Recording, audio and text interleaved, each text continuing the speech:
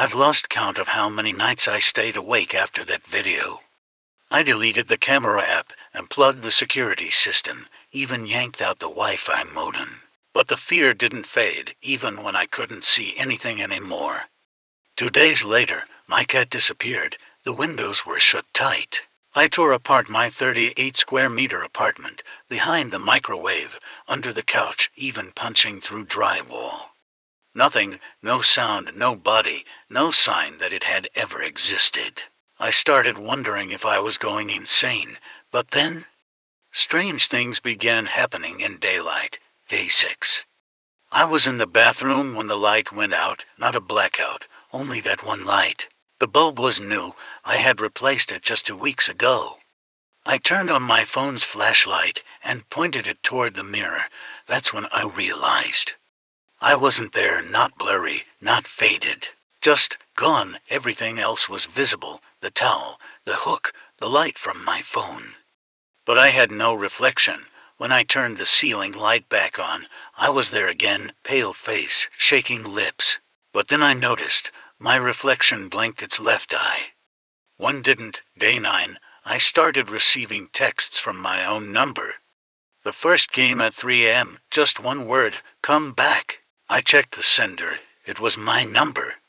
That's not possible. I contacted the carrier, no anomalies. I looked through my contacts and sent messages, nothing strange.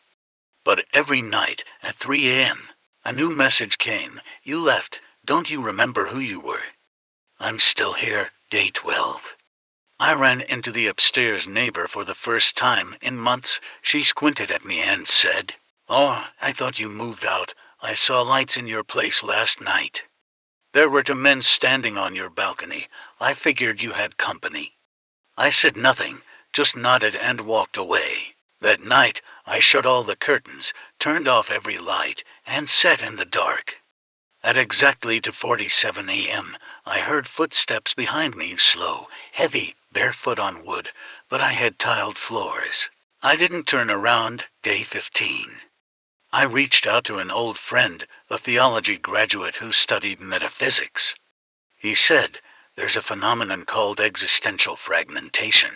It happens when a part of someone splits from trauma, grief, or exposure to something not of this world. If you truly saw another version of yourself, that part may be trying to take your place." I asked him what I should do. He said, "Don't let it look directly into your eyes. Don't respond to it, and above all, don't let it know you're afraid." Day 20. Things inside the apartment started to change subtly. A painting I never hung appeared on the wall, crooked by exactly 3 degrees. The kitchen clock stopped ticking at 3 a.m. sharp each day. Strangest of all, new photos appeared on my phone of me sleeping, taken from angles I could never shoot from. The worst part, I hadn't been sleeping. Final night. I reconnected the camera system. One last time, for proof, for answers. At exactly 3 a.m., the motion sensor blinked. The feed showed me. A man identical to me entered the room. But he didn't open the door. He simply walked through it. No sound, no disturbance. He stopped in the middle of the living room, then turned and stared straight into the camera. I don't know if he was smiling. His face was distorted, like warped glass. At the very end of the clip, he raised one hand and pointed directly toward where I was sitting. I left the apartment the next morning.